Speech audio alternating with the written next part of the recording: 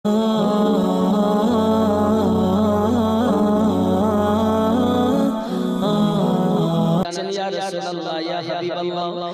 কি জানি কাবা এই দিকে না ওই দিকে? তবে তোমরা দাঁড়িয়েছো, হুজুর আপনি যখন দাঁড়িয়েছেন আমরা ইক্তেদা করে আপনার পিছনে দাঁড়িয়েছি। আপনি নামাজ পড়তে পড়তে ঘুরে গেছেন, আমরা আপনার সম্মুখে থাকা বিয়াদবি হবে। এই বিয়াদবি হবে চিন্তা ভাবনা করে গো নবী, আপনার পিছনে আমরা ঘুরে গেছি। সাহাবীয়ে রাসূল জীবনে আমার নবীকে দলিল দিয়ে চেনেননি, তারা অন্তর দিয়ে আমার নবীকে চিনেছেন, মন দিয়ে চিনেছেন। আর এখনকার মৌলবীরা কোন কিতাবে আছে চোরের দল। প্রেম যেখানে থাকে দলিল থাকে না, আর দলিল যেখানে থাকে সেখানে প্রেম থাকে না। বিনা দলিলে নবীকে জানার থেকে বেশি প্রেম করার নাম মুমিন।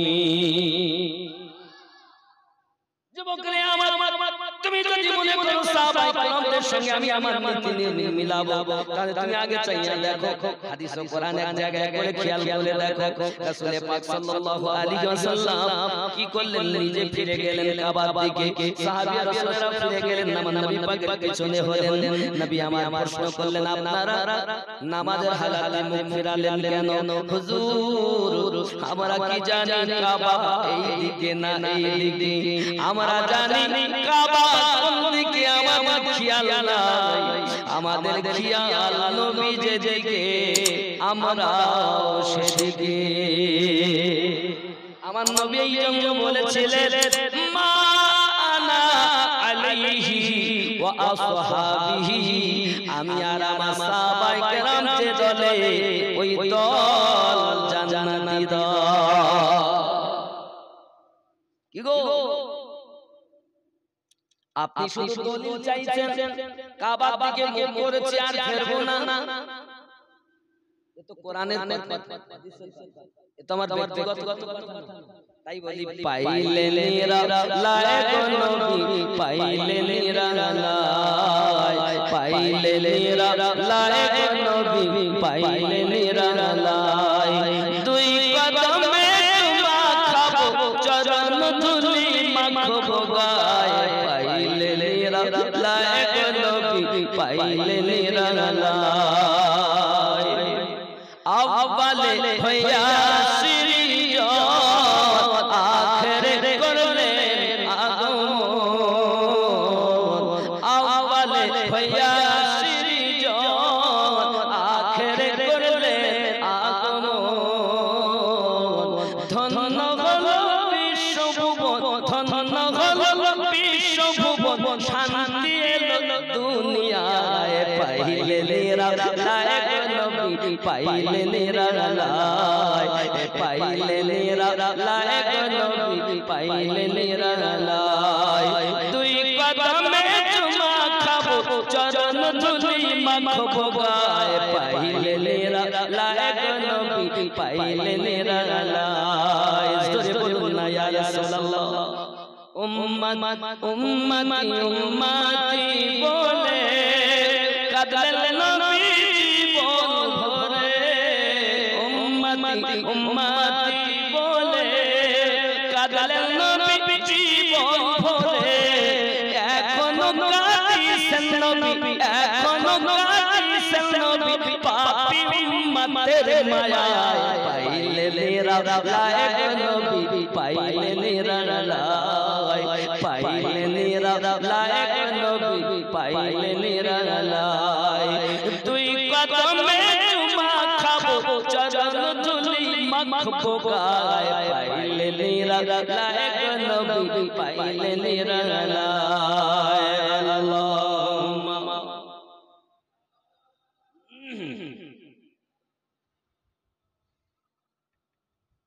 ওয়া আলা আলি সাইয়্যিদিনা।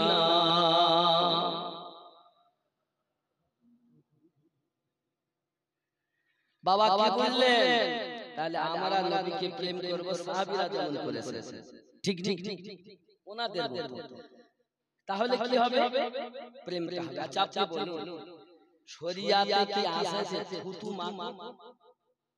কিতাবে দলিল আছে যে থুতু মারতে হবে, কোন কিতাবে বলে কোরআনেও নাই হাদিস শরীফেও নাই যে থুতু মাখো।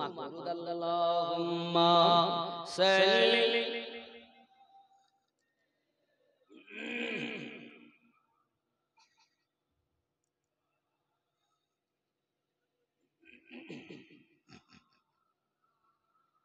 মুহাম্মদ সাল্লাল্লাহু আলাইহি ওয়াসাল্লাম কোথায় আছেন গো দয়াল নবী, আমাদেরকে ছাড়িয়া আপনার এতিম উম্মত কাঁদে নবী নবী বলিয়া।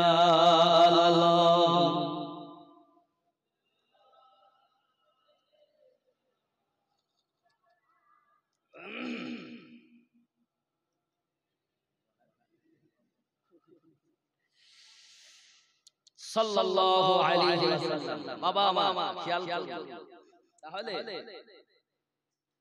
থুতু মাখো কোন শরীয়তে নাই, আছে নাই। সাহাবায়ে রাসূল, সাহাবায়ে কেরাম রাদিয়াল্লাহু তাআলা আলাইহিম আজমাইনদের মুহাব্বত দেখুন। কিতাবে নাই থুতু মাখো। আমার আপনার নবী যখন ওযু বানাতেন, আমার রাসূল পাকের থুতু মুবারক যখন পড়ে যেত, সাহাবী রাসূলেরা হাতে করে নিতেন আর নিজেদের মুখে মালিশ করে নিতেন। জিজ্ঞাসা করা সাহাবীরা, তোমরা কেন থুতু মাখো? কিতাবে তো নাই, কোরআন শরীফেও নাই। আল্লাহ অর্ডার করেননি থুতু মাখার জন্য, রাসূল পাক অর্ডার করেননি থুতু মাখার জন্য। তোমরা থুতু মাখো কেন? সাহাবী রাসূলেরা বলেন, বাবা তোমরা বোঝো না, শরীয়ত বলেনি থুতু মাখো, মুহাব্বত বলেছে থুতু মাখো।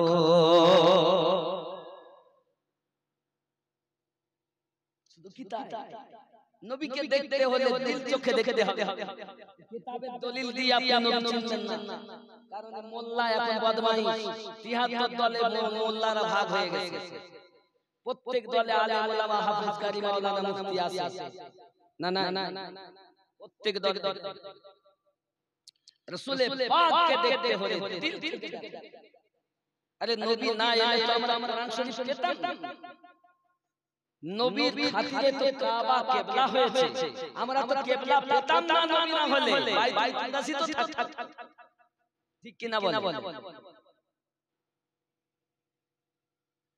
বাবাজি আমার যে নবীর খাতিরে আপনি আমি কোরআন মাজিদ আল্লাহ পাকের পেয়েছি, যে রাসূলের পাকের খাতিরে আমরা কাবা কিবলা হিসাবে পেয়েছি, যে রাসূলের খাতিরে আমরা নামাজ পেয়েছি, যে রাসূলের পাকের খাতিরে আমরা রমজানের রোজা পেয়েছি, যে রাসূলের পাকের খাতিরে আমরা तमाम জাহান পেয়েছি। ওই নবীকে দিল জান থেকে মোহাব্বত করে যারা, পাকা মুমিন হলো তারা। বন্ধুরে আমার কিতাব বর্ণনা করে আমার নবী সাল্লাল্লাহু আলাইহি ওয়াসাল্লাম ওযু বানাচ্ছেন। আমার নবী পাকের হাত মোবারকায় মালিশ হয়ে যে পানি মোবারক গুলো পড়ছে, যত সময় পানি লাগেনি নবী পাকের দেহ মোবারকায় তত সময় ছিল পানি। আর যখন আমার নবীর সঙ্গে মাসা হয়ে পানি ঝরতেছে, সেটা হলো পানি মোবারক। ঠিক না? আচ্ছা আপনারা বলুন, শরীয়তের মশলা যে পানি আমরা ওযু করি, পানিটা পাক, ওই পানি আপনি মুখে দিলেন, হাতে দিলেন, মুখ থেকে যেটা বার হয় সেটা পাক, সেটা কি না পাক? সেটি কি না পাক? আপনার হাত থেকে যদি ঝরে পড়ে সেটাও না পাক, মুখ থেকে যেটা ওটা না পাক, তাহলে না পাক ছিল, আমাদের হাতে মুখে লাগার কারণে হয়ে গেছে না পাক। আমাদের নবী উযু করতেছেন রাসূলে পাক দেখো মুবারক মাসা হই যে পানি নিচে পড়তেছেন সাহাবায়ে کرام রাদিয়াল্লাহু তাআলা আলাইহিম আজমাইন নবী পাক উযু করা পানি মুবারক নিচে পড়তে দেন না তারা হাতে করে চলে করে এমন করে মুঠোয় করে নিতেছেন আর নিজেদের দেহ মুবারকাতে মালিশ করতেছেন বাবাজি আমার শরিয়াত বলেনি উযু করা পানি ব্যবহার করো মুহাব্বত বলেছে নূর নবী আমার নবী পাকের দেহ মুবারকায় যে পানি মাসা হয়েছে আমাদের হলে না পাক পানি পার হতো নবী আমার পাক রাসূলে পাকের দেহ মুবারকায় মাসা হয়েছে পাক শুধু পাক নয় আমার সাহাবায়ে কেরামের মুহাব্বত বলে তোমরা দেখতেছো পানি আর আমরা দেখতেছি নূর ঝলতেছে দেখো তো সাহাবীদের মতো দেখো ওয়াহাবীদের মতো দেখবা বন্ধু আমার শুধু কি তাই নাকি আমাদের রাসূল ওযু করতে করতে নাক ঝাড়ছে জগন্নাথ নাক মোবারকা থেকে আমার নবী পাকের যে বার হচ্ছে আমাদের হলো নাকের পোটা আমাদের কি হতো নাকের পোটা আমাদের কি বার পোটা বলি তো তাকে নাকের পোটা বাবা না এক যদি কাল ছি ছি ছি কারো গায়ে যদি আপনাকে খুব ভালোবাসে আপনি ইমাম সাহেব আপনারে খুব ভালোবাসে আপনার বিবি আছে আপনি বিবিকে ভালোবাসেন বিবির গায়ে দিলেন কি বলে বলেন দিন ছি ছি ছি ছি কিন্তু আমার আপনার নবীর প্রেম দেখেন সারা রাসূলের আমার নবী পাক যখন ওযু করতেছেন ওযু করার সময় আমার নবী পাকের নাক মোবারক থেকে যেটা বার হয় আমাদের হলো পোটা আর আমার নবী পাকের হলো পোটা মোবারক আমার দরদি নবীজি নাকের পোটা মোবারক দিয়ে কালো সাহাবীরা নিজেদের মুখে বলেছেন আল্লাহ পাক তাদের চেহারা পরিষ্কার করে দিয়েছে কোন কিতাবে না ওটা মাখো দিলে আছে ওটা মাখো এরই নাম ভালোবাসা জোরে বলে এদিকে বলি নবী কিচ্ছু জানেন না পাগলারে তুই তো ওই পর্যন্তই জানেন নবী আমাদের মতো তা তুই যেমন তোর মতো নবীকে মনে করলি উযু করলে তোর নাপাক ঝরে আর আমার নবী পাক উযু বানালে নূর ঝরে নাক ঝাড়লে পোটা ঝরে আর আমার নবী পাকের নাকের ভিতর থেকে নূর বার হয়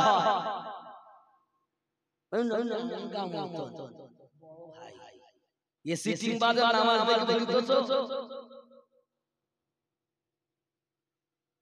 আমার কথা বুঝতে অসুবিধা হচ্ছে আমার নবীকে মুহাব্বত করো সাহাবায়ে کرام রিদওয়ানুল্লাহি তাআলা আলাইহিম আজমাইন যেমন নবীকে বিশ্বাস করেছেন ভালোবেসেছেন আমরা চেষ্টা করব অন্তত ওনাদের মতো ভালোবাসা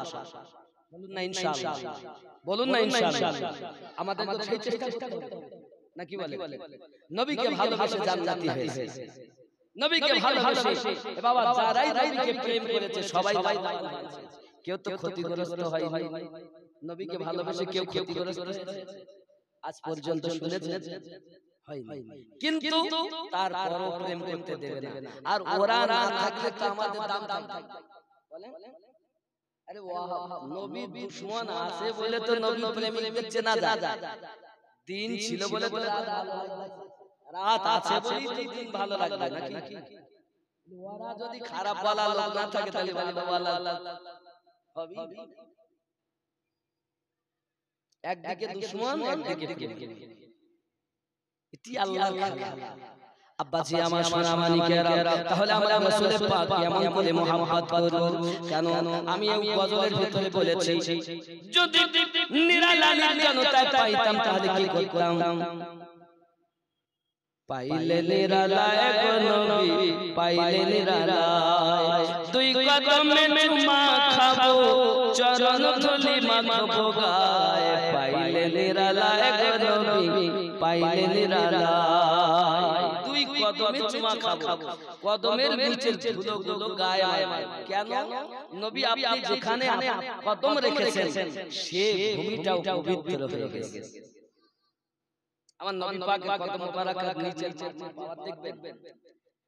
আব্বা আমার নবী পাক যখন ইসলাম প্রচার আরম্ভ করেছে, আবু জাহেল, উতবা, সাইবা, উতাইবা, আবু সুফিয়ান বড় বড় দুশমনেরা আমার নবীকে আঘাত করার জন্য এক জায়গায় পরামর্শ করতেছে। বাবা হঠাৎ করে একজন উঠে দাঁড়িয়ে গেছে, চিন্তা নেই আবু জাহেল, আমি মুহাম্মদ সাল্লাল্লাহু আলাইহি সাল্লামকে এমন আঘাত করব জীবনে যেন আর আল্লাহ এক বলে পরিচয় না দেয়।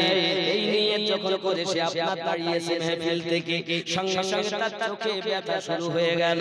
চোখে যখন তার ব্যথা শুরু হয়ে গেল বাবা, বেদনা চোখের আর ঠিক করতে পারে না বন্ধু। ডাক্তার কবিরাজের কাছে যায়, কোন রকম কোন কাজ হয় না বাবা। যত কবিরাজ দেখায় তত চোখ আরো ফুলে মোটা হয়ে যায়, যন্ত্রণা আরো বৃদ্ধি পায়। এমন সময় রাতের ঘুম হারাম হয়ে গেছে, দিনের বেলা কোনো আরাম নাই, রাতের বেলাতে কোনো আরাম নাই। তার দুনিয়াতে স্ত্রী নেই, শুধুমাত্র একটা মেয়ে আছে 12-13 বছর বয়স। মেয়েটা বলে, পিতা কি হলো, এমন তো হালাত কখনো দেখিনি। কি হয়েছে? কোন আঘাত হয়েছে? কেউ কি চোখে মেরেছে? কোন ধুলোবালি চোখে গেল নাকি? বলে না রে মা, না। আবু জাহেল আমাদেরকে নিয়ে একটা মিটিং করেছিল, ওই মিটিং আমরা আলোচনা করেছে যখন মুহাম্মদ সাল্লাল্লাহু আলাইহি ওয়াসাল্লাম লাতের বিরুদ্ধে কথা বলে, উজ্জার বিরুদ্ধে কথা বলে, আমাদের হবল দেবতার বিরুদ্ধে কথা বলে, লাত দেবতার বিরুদ্ধে কথা বলে, উজ্জা দেবতার বিরুদ্ধে কথা বলে। তাই আমি পরামর্শ শুনে বলেছিলাম মুহাম্মদ সাল্লাল্লাহু আলাইহি ওয়াসাল্লামকে এত আঘাত করব যেন সে আর এক আল্লাহর পরিচয় না দেয়। মারে আমার এই কথা বলার সাথে সাথে আমার চোখে বেদনা শুরু হয়ে গেল। আর এত বেদনা আজ পর্যন্ত ডাক্তার কবিরাজ করি কোনো কাজ হয় না। নবী পাকের চরণ ধুলোর পাওয়ার বলবে ভাই বন্ধুরে আমার চোখ ফুলে মোটা হয়ে গেছে। বাবার চোখ মোটা, মেয়ে তো সইতে পারে না, কারণ মেয়েরা তো বাপকে বেশি ভালোবাসে না, আব্বাকে ভালোবাসে না, খুব বেশি ভালোবাসে। মেয়েরা দেখবে খুব বেশি ভালোবাসে। স্বামী যদি কিছু বলে, দেখে আমার স্বামী, আপনার কাছে আমার অনুরোধ, আপনি আমাকে 2 ঘা মারেন, আমি যদি ভুল করি আমার আব্বা মায়ের নামে কিছু বলবেন না। বলেন ভালোবাসা। কারণ আমার নবী পাক বলেছেন যে 4টি যার ঘরে মেয়ে আছে, এই 4টি মেয়েকে যদি সঠিকভাবে বিবাহ শাদী দেয়, আল্লাহ পাক আল্লাহ তাআলা ওই 4টি মেয়ের কারণে বাপ আর মাকে জান্নাতে দেবে। হাদিস রাসূলের বাণী। সাহাবী রাসূলেরা শুনছেন যখন 4টি মেয়ের বাপ জান্নাতি, তখন যার 3টি মেয়ে তিনি উঠে দাঁড়িয়েছেন, হুজুর যার 3টি মেয়ে তার কি হবে? আমার নবী পাক বলেন 3 মেয়ের বাপও জান্নাতি। জোরে বলে। একজন আবার উঠে দাঁড়িয়েছেন, হুজুর যার 2 মেয়ে তার কি হবে? রাসূল বলেন তা সেও জান্নাতি। আবার একজন দাঁড়িয়েছেন, হুজুর যার 1 মেয়ে। আরে দরবারটা কেমন দেখেন, নবী শরীয়তের মালিক, নবী যাহা বলেন নিজ ইচ্ছায় বলেন না, নবীর কথাই আল্লাহর কথা। আল্লাহ কথা বলেন আমার নবীর জবান দিয়ে, ডাইরেক্ট কেউ আল্লাহ দেখি নবীর জবান আল্লাহর, নবীর কথাই আল্লাহর কথা, নবীর হাতে বায়াত হওয়া আল্লাহর হাতে বায়াত, নবীর পায়ে পারা আল্লাহর পায়ে রবি। ভাই সুন্নি আকীদা। নবী পাক সাল্লাল্লাহু আলাইহি ওয়াসাল্লাম বলেন যার 1 মেয়ে তার আব্বা মা জান্নাতি। জোরে বলে। হঠাৎ একজন উঠেছেন আবার সাহাবী রাসূলের মধ্যে, হুজুর যার ঘরে কোনো মেয়ে নাই তার আব্বা মা কি হবে? কি বলেন? আরে দরবার কেমন, নবীর দরবারটা কেমন দেখেন, যে মানুষ যেমন হবে তার দরবারে তো তেমনই মাল পাওয়া যাবে নাকি? আহা আমার নবী শরীয়তের মালিক, নবী যেটাই বলে দেন সেটাই শরীয়তের দলিল। জোরে বলে। প্রিয় নবী সাল্লাল্লাহু আলাইহি ওয়াসাল্লাম বলেন, সাহাবীরা কিরাম, চিন্তার কোনো কারণ নাই, কারো ঘরে মেয়ে নাই, কিন্তু মেয়ের আশাবাদী। আল্লাহ আমার ঘরে যদি একটা মেয়ে দেন, আল্লাহ আমার ঘরে একটা মেয়ে দেন, সন্তান কে দেন? আল্লাহ দেন নাকি? কিন্তু আশা করে কোনো মেয়ে হলো না। প্রিয় নবী বলেন, সাহাবায়ে কেরাম চিন্তার কোনো কারণ নাই, মনে মনে অনেক কান্নাকাটি করেছে, আশা করেছে, আল্লাহ আমাকে ঘরে যদি একটি আপনি মেয়ে দিতেন আমি বড় খুশি হয়ে যেতাম, কিন্তু তারপরে কোনো মেয়ে হলো না। আমি নবী তাদের জন্য শুভ সংবাদ দেই, চিন্তার কোনো কারণ নাই। মেয়ের আশায় আশায় তোমার সময় চলে গেল, তোমরা চিন্তা করো না, আমি নবী তোমাদেরকেও সাথে না নিয়ে জান্নাতে যাব না। নারীর কত দাম নাকি? এখনকার যা হালাল শেয়ার বলার কথা না, আপনারা বুঝতেই পারছেন। সিরিয়াল দেখে রান্না বাড়া করে, সিরিয়াল দেখে স্বামী শ্বশুরের সঙ্গে সেইভাবে ব্যবহার করে, ওই সিরিয়ালটা হলো ওদের দলিল। কোরআন সিরিয়াল। আব্বা আমি আপনাদের কাছে অনুরোধ করি, দেখুন মেয়েরা কিন্তু বাপকে বেশি মহব্বত করে, মহব্বত সবকে করে, কিন্তু আব্বা মায়ের প্রতি তার আলাদা টান একটা আছে। বাবাজি আমার সোনা মানিক খেয়াল করুন, এমন সময় মেয়ে কি বলছে, বাবা চিন্তার কোনো কারণ নাই, আপনার রোগ ভালো হয়ে যাবে। এখন বলে, মা আমার তো আর ভালো লাগে না, হয়তো আমি আর চোখে দেখতে পাবো না, চোখ আমার তুই ফুলে মোটা হয়ে গেছে, আমি অন্ধ হয়ে গেছি, দুনিয়ার কোনো জিনিস আমি দেখতে পাই না, মা আমি আমার উপায় কি হবে রে মা। মেয়েটার কাছে যখন এমন করি, তখন মেয়েটা সইতে না পেরে টুকটুক করে বাড়িটা ছেড়ে আমার দয়াল নবীর দরবারে হাজির। প্রিয় নবীর দরবারে বলছেন, নবী গো, রাসূল গো, আমি আপনার কাছে আসামির মতো এসেছি, আমার আব্বুর পক্ষ থেকে আপনার কাছে ক্ষমা চাইতে এসেছি। কেন গো মা, কি হয়েছে? ওগো আমার দয়াল নবী, শুনেছি নাকি মক্কা নগরে আবু জাহেল মিটিং করেছে, সেই মিটিং আমার পিতাও হাজির ছিল। আমার পিতা আপনাকে মারার জন্য যখন উদ্যত হয়েছে, তার চোখে বেদনা শুরু হয়ে গেছে, কবিরাজ দেখায়, কিন্তু চোখে ফুলে ফুলে মোটা হয়ে যায়, যত ওষুধ খায় শ্রবণ করে তত আরো বৃদ্ধি পায়। আমার পিতা চোখে দেখতে পায় না, রাত আরাম করতে পারে না, দিন আরাম করতে পারে না নবী। তাই আমি আপনার দরবারে এসেছি, আমার আব্বুর যদি কোনো সুব্যবস্থা হয়ে যায়, আমার দয়াল নবী উম্মতের পাগল প্রিয় রাসূল আমার বললেন, ঠিক আছে চিন্তা নাই।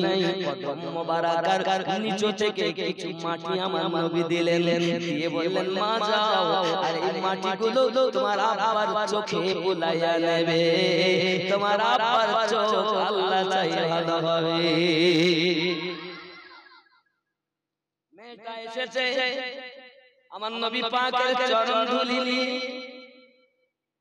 আমি দুই কদমে চুমা খাবো, দুই কদমে চুমা খাবো, চরণ ধুলি মাখবো গায়ে, পাইলে নিরালা গো নবী, পাইলে নিরালা।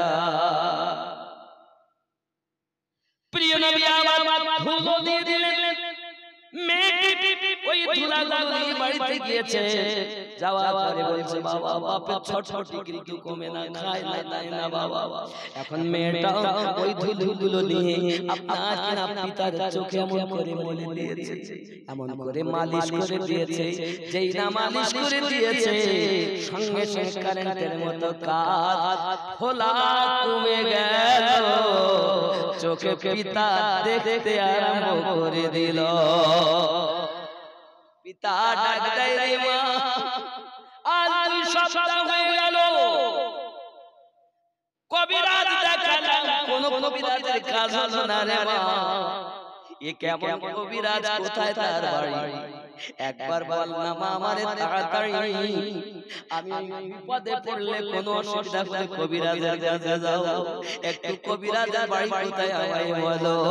মেয়েটা বলে পিতা গো কবিরাজের বাড়ি মক্কা শহরে।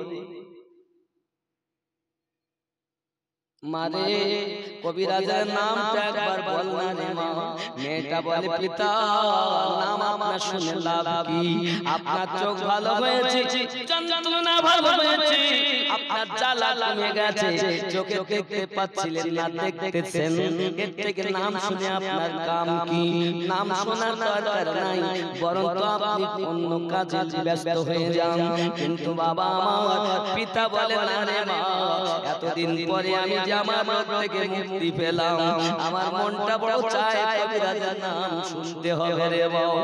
মেয়েটা বলে বাবা নাম বলা যাবে না, কারণ নবীজির শত্রু হলো আমার পিতা, আমি যদি নাম বলে দিই হয়তো আমার পিতা আমাকে আঘাত করবে, আমাকে যদি মারে, আর আমায় যদি মারে আমাকে ছাড়িয়ে নেওয়ার মতো আমার মা নাই, বাপ যদি আঘাত করে মা ঝাঁপিয়ে যায় পড়ে বাচ্চাকে কোলে করে নেয়, বাপের হাত থেকে ছাড়িয়ে নেয়, আমার তো মা নাই, আমি আমার পিতার কাছে নাম বলবো না, কারণ বাপ যদি আমায় মারে রে আমাকে ঠেকানোর মতো বাঁচিয়ে দেওয়ার মতো আমার কেউ নাই, এজন্য নাম বলে না।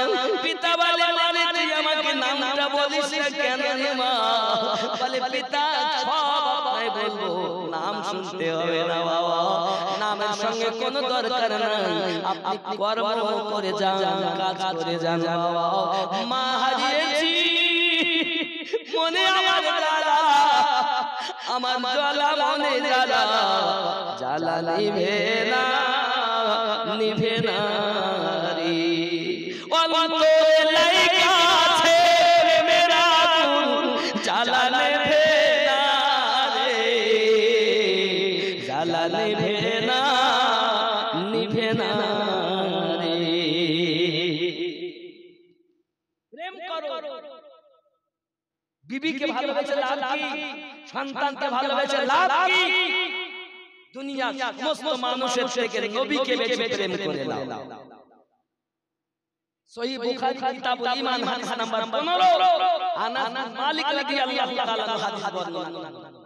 দুনিয়া সমস্ত মানুষের থেকে বেশি, মা বাবার থেকে বেশি, সন্তানের থেকে বেশি, দুনিয়ার সমস্ত মানুষের থেকে বেশি নবীকে প্রেম করো, আর প্রেম হয় হৃদয় দিয়ে।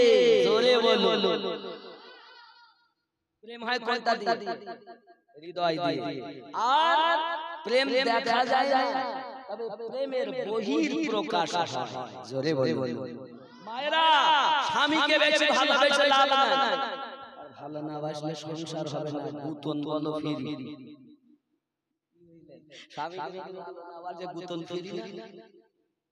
দেখে স্বামী স্ত্রী ভালোবাসা, বাপ মাকে সন্তানের ভালোবাসা, আবার বন্ধু বান্ধব ভালোবাসা, গ্রামবাসীকে ভালোবাসা, বন্ধু বান্ধব আত্মীয় স্বজন মুসলিমকে ভালোবাসা।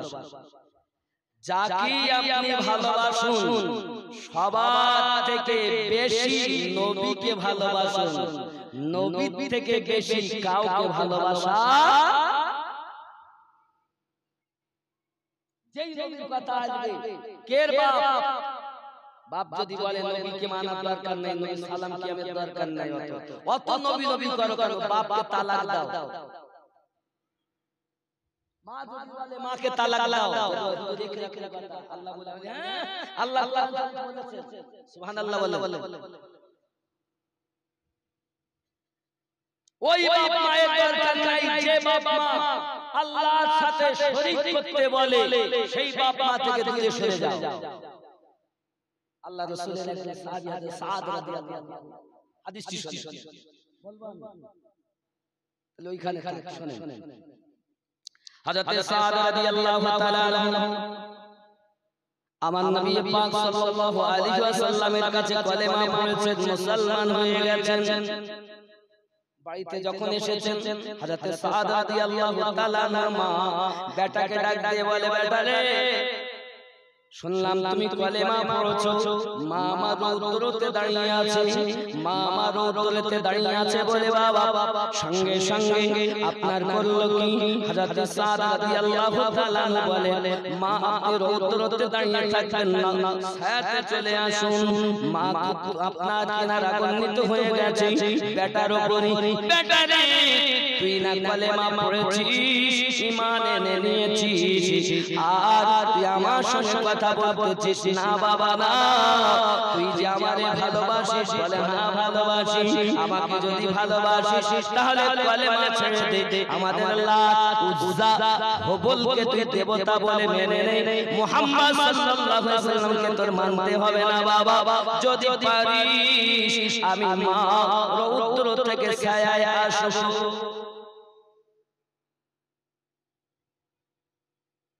আমি যেসব কথা বলতেছি এসব কথা না, এইগুলো বাস্তব ইসলাম ইতিহাস।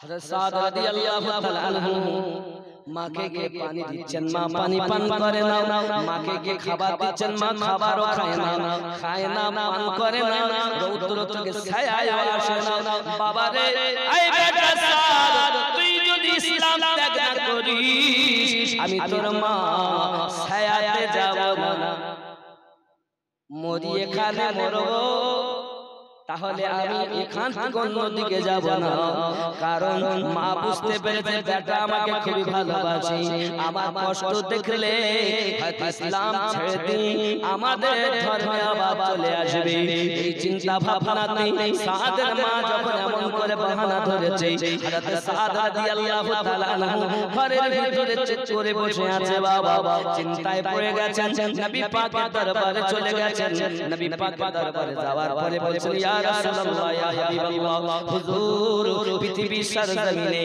আমি বড় বিপদে পড়েছি হুজুর, আমি বড় অসহায় হয়ে গেছি হুজুর, আমি কি করব গো নবী, পৃথিবীর জমিনে আমি আমার মাকে দেখি, আমি আমার মাকে দেখি, আমার মা এই জগতে আপনার কি করতেছে, রৌদ্রের ভিতরে দাঁড়িয়ে আছে, বাবা আমার আল্লাহ পাক আল্লাহ তাআলা সঙ্গে সঙ্গে আয়াতে কারিমা নাযিল করেন, সূরা আনকাবুত, সূরা আনকাবুত এই সূরাটির ৮ নম্বর আয়াতে আল্লাহ বলেন, জোরে বলুন কি বলছেন দেখো বাবা,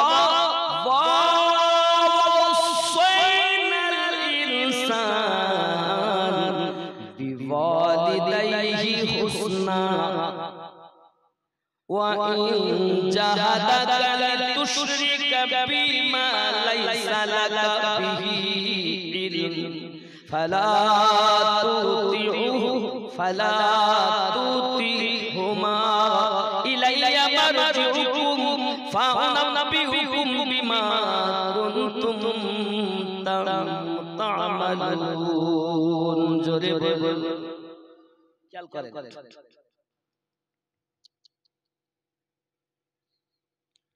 ووصينا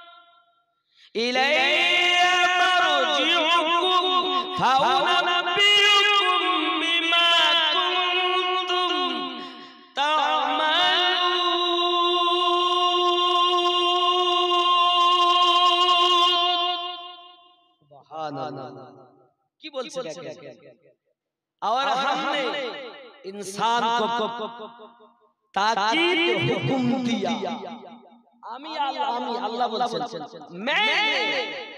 আমি মানুষকে খুব গুরুত্বপূর্ণ হুকুম দিয়েছি, কি কি अपने माँ बाप के साथ हुस्न सुलूक का बर्ताव, নিজের মা বাবার সঙ্গে সৎ आचरण करो, जोरे बोले और अगर वो तुझ पर उस बात का ज़वार डाले, आज जो যদি তোমাদের উপরে তোমার বাপ মা কোনো কারণে পেশাব দেয় तो की करो कि तो मेरे साथ किसी चीज को शरीक ठहरा बाप माँ यदि पेशाब दे अल्लाहर साथे काउके शरीक करो जिसकी दलील तेरे पास नहीं है जार प्रमाण तुम्हारे काছে নাই तो उनकी फरमाबरदारी ना करो तो तुम्हारे बाप माँ को तुम छेड़ दाओ हुक्म मानो ना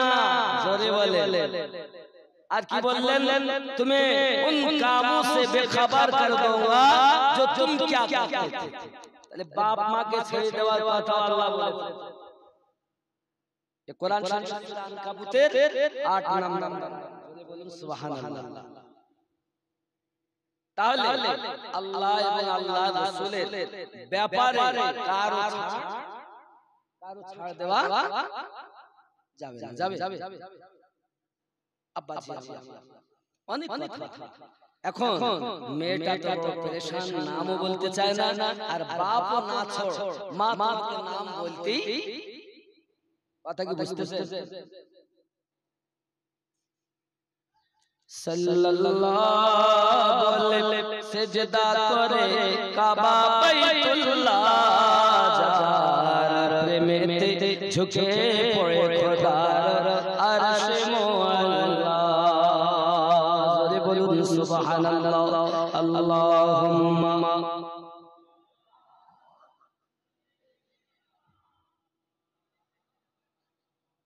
وعلى آل سيدنا তাহলে বোঝা গেল পৃথিবীর জমিনে বাপ পেরেশান নামটা শোনার জন্য কারণ এরকম কবিরাজ তার জীবনে দেখিনি সেকেন্ডের মধ্যে টিপলি আলো জ্বলে এত ওষুধ খায় কাজ হয় না কবিরাজি করে কাজ হয় না আর কি এসে মনে দিল চোখে আর ব্যথা গেল বেদনা গেল ফোলা গেল যন্ত্রণা গেল পরিষ্কার দেখতে পাচ্ছে জোরে বলেন আপনার হলে আমারও হলে আমরাও চাই মনে করেন আমি অসুস্থ বাবু একটা ডাক্তারের কাছে ওষুধ এনে আমার দিল বাবু রে একটু বলো না বাবু না শুনতে হবে না তাও তো আমার একটা ইচ্ছা থাকবে বারবার একটু বলো না বিপদ হলে আপনি বলে যাও একটু কাছে আসেন না বাবা অনেকের একটু অসুবিধা হচ্ছে একটু কাছে আসেন না বাবা একটু কাছে আসেন আর পড়ো লা ইলাহা জোরে লা আর জোরে লা ইলাহা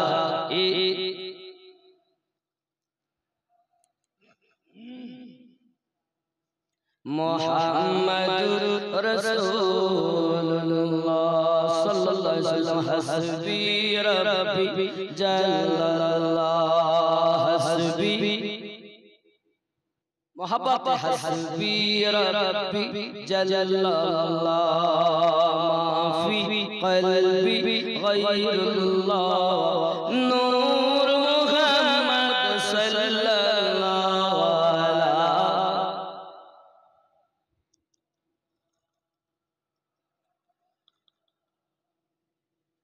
ला इलाहा इल्लल्लाह मुहम्मदुर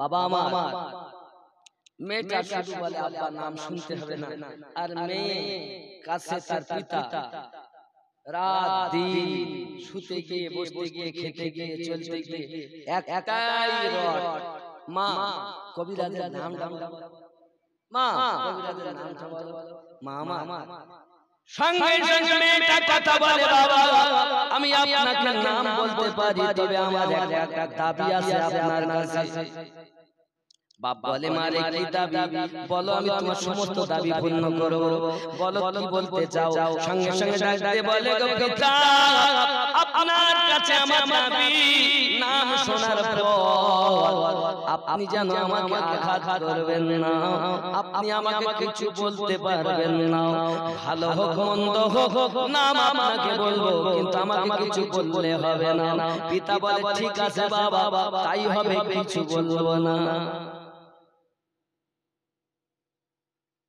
এমন সময় মেয়ে বলে না, আমার বিশ্বাস হয় না, যদি আপনি লাত দেবতার নামে কসম করে নেন, আমার মনে বিশ্বাস হবে যে আপনি আমাকে কিছু বলবেন না। আপনাকে কসম খেতে হবে লাত উজ্জার নামে। লাত, উজ্জা, হবল, সবথেকে বড় যে দেবতা ছিল তার নাম ছিল হবল। এসব দেবতার নাম একটা, লাত একটা নাম, উজ্জা একটা নাম, হবল একটা নাম। ওরা কোন মান বন্ধুরা, মেয়েটি যখন এই কথা বলেছে, পিতার মনে আসা নামটা শুনবে, বলে ঠিক আছে মা, আমি তোমাকে বলতেছি, আমি তোমায় কিছু বলবো না, আমি তোমাকে আঘাত করব না মা, তুমি একবার আমাকে নামটা বলে দাও। সঙ্গে সঙ্গে বলতেছে বাবা, আপনি যা নাম শুনবেন শুনে নেন, নাম শুনবেন শুনে নেন।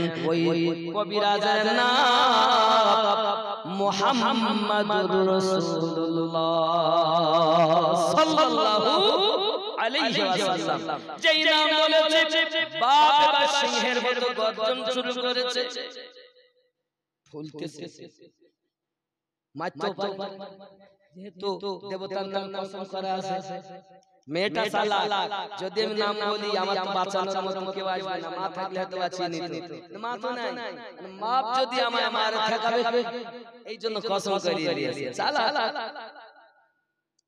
শুধু সিংহের মতো ফুলতেছে, কিছু তো বলতে পারে না, শুধু ঘুমড়োচ্ছে। আর মেয়েটা ভয়ে চুপচাপ, যে না জানি কি বলে। এত বড় শত্রুতা আমার নবীর সঙ্গে। বন্ধু আমার খুব খেয়াল করুন, মদিনার গোলামি আমায় দে, ও মদিনা ওয়ালা, মদিনার গোলামি আমায় দে, মদিনার গোলামি আমায় দে, ও মদিনা ওয়ালা, মদিনার গোলামি আমায় দে। গোলামে মুস্তাফা যারা সঠিক ঈমান পেল তারা, গোলামে মুস্তাফা যারা সঠিক ঈমান পেল তারা, সেই ঈমান নসিব কইরা দে, ও মদিনা ওয়ালা, মদিনার গোলামি আমায় দে, মদিনার গোলামি আমায় দে, মদিনা ওয়ালা, মদিনার গোলামি আমায় দে। বাগদাদের জমিনে আমার গাউসে আজম শুয়ে আছেন, বাগদাদের জমিনে আমার গাউসে আজম শুয়ে আছেন, এক নজরে ওলি বানাই দে, ও বাগদাদ ওয়ালা, এক নজরে ওলি বানাই দে, মদিনার গোলামি আমায় দে, মদিনা ওয়ালা, মদিনার গোলামি আমায় দে, মদিনার চাকরি আমায় দে, মদিনা ওয়ালা, মদিনার চাকরি আমায় দে। আপনি যেখানেই যান সব মদিনার দিকে। আল্লাহ যে দেশের কসম করেছেন, লা উকসিমু বিহাযাল বালাদ ওয়া আনতা হিল্লুম বিহাযাল বালাদ ওয়া ওয়ালিদি ওয়া মা ওয়ালাদ। জোরে বলেন সুবহানাল্লাহ। আল্লাহ যে দেশের কসম করেন ওই দেশটার নাম মদিনা। জোরে বলেন কেন কেন এত মদিনা আল্লাহর কাছে প্রিয় কেন? আল্লাহ বলেন মদিনায় আমার হাবিব শুয়ে আছে, তাই মদিনা আমার কাছে প্রিয়। ওই মদিনা আমার কাছে ভালো না, ভালো না, এইজন্য আল্লাহর কাছে আমরা কাই মদিনা চাকরি আমায় দে, ও মদিনা ওয়ালা মদিনার চাকরি আমায় দে, মদিনা গোলামি আমায় দে, মদিনা ওয়ালা মদিনার গোলামি আমায় দে।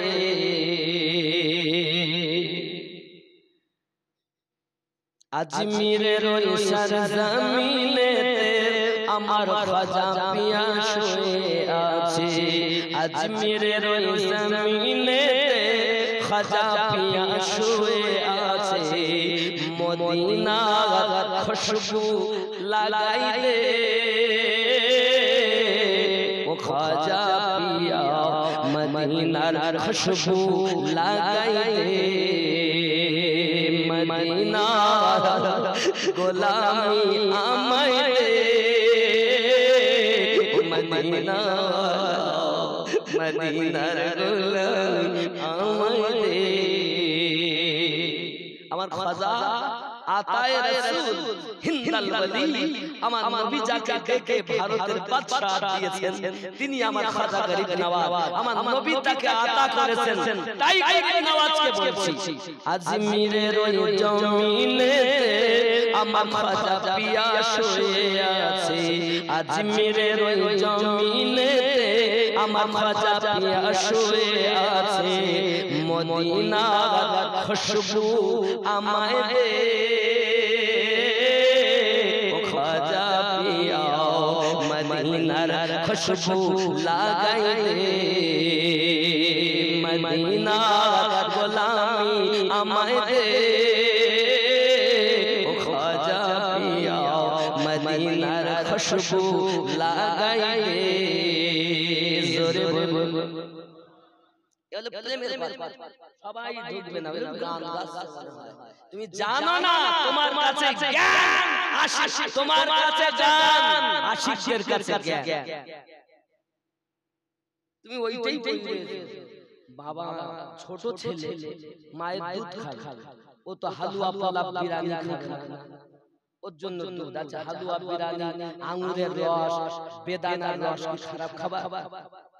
ভালো খাবার, কিন্তু বাচ্চার জন্য বিষম। যারা ইশকের বাজারে ডুব দেয়নি তাদের জন্য এগুলো বিষাক্ত হারাম, আর যারা প্রেমের ডুবুরি হয়েছে তাদের জন্য এক কোটি বাচ্চা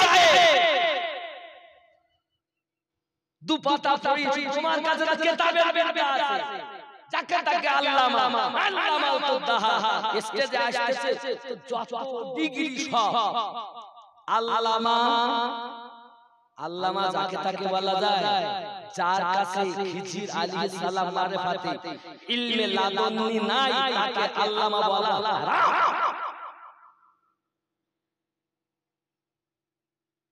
যাকে তাকে যা বলে ইশকের বাজারে নবীকে প্রেম লাভ আছে। আব্বা আমার শুধু তাই নয়, পৃথিবীর সরজমিনে যারা মদিনার চাকরি পেয়েছে তাদের নসিব খুব ভালো। জোরে বলে ভালো না? আমরা তো বাড়িতে কাজ করি, মাঠে কাজ করি, ঘাটে কাজ করি, নিজের জমিতে কাজ করি, বিভিন্ন কাজে সংযুক্ত, কিন্তু যদি মদিনার গোলামি পেয়ে যেতাম, মসজিদ নববীকে ঝাড়ু দিতাম নাকি? মসজিদ নববী আমি হব মদিনার ঝাড়ুদার। কবি লিখেছেন, ওটা খুব সুন্দর লাগে, আমার ভালো লাগে। আমি হব মদিনার ঝাড়ুদার, এই ঝাড়ু লাগায় যারা, কত বাঙালি আমি দেখেছি আছে, বাংলাদেশি আছে, আমাদের ওই পাকিস্তানি আছে, ভারতের রাজা মুর্শিদাবাদের আমার দেখা আছে বাঙালি। কেন? তারা মদিনায় মসজিদ নববীর অপোজিট সাইডে লাইব্রেরি আছে, বাবা যে কত কোটি টাকার কিতাব দিতে বলতে পারবে, ঘুরিয়ে ঘুরিয়ে শেষ। আব্বা আমার আমি ওখান থেকে গেলাম ওদিকে জিন, কোন জায়গা ওয়াদিয়ে জিন 14-15 কিলোমিটার হবে মদিনা থেকে।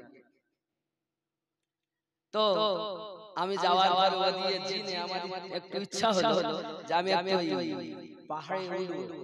তখনকার লোকেরা বলছে হুজুর বাবা এখানে ওঠা যাবে না, সরকারের পক্ষ থেকে নিষেধ আছে। এটা হলো জিনের আড্ডা,